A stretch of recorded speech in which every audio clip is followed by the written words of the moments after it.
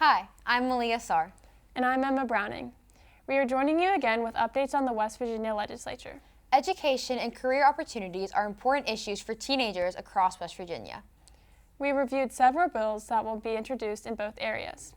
Being teens that are about to head off to college, education is a huge topic on our minds. Several pending bills this year deal with education across all grade levels. One of Governor Patrick Morrisey's proposals is to create a Power Tech Center. This center would be a vocational school that partners with some state colleges. Marshall University's president spoke on his support of these centers. Shepherd University and Blue Ridge Community College also showed excitement regarding participation with this project. The center will train positions like electricians, plumbers, and contractors. This would open job possibilities for many new graduates. The goal is to simplify the transition from school to a career, with the hope of providing jobs in West Virginia once training is done. This would not only benefit students, but would help our state build up the workforce. And to create more workers in areas dealing with manufacturing, engineering, and technology. Shifting to the younger side of education, the prospect of banning cell phones has been discussed.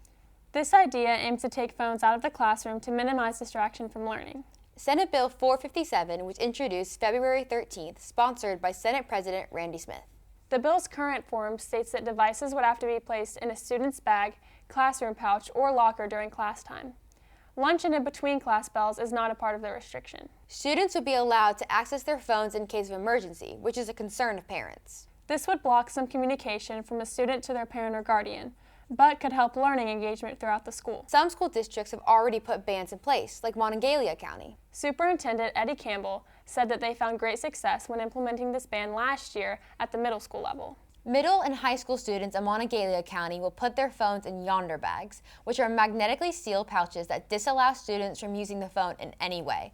Students will be able to carry their phones with them from classroom to classroom, but unseal them only at the end of the school day. Superintendent Campbell talks about how a decade ago, middle school girls were some of the most happiest students, but are now some of the most unhappy.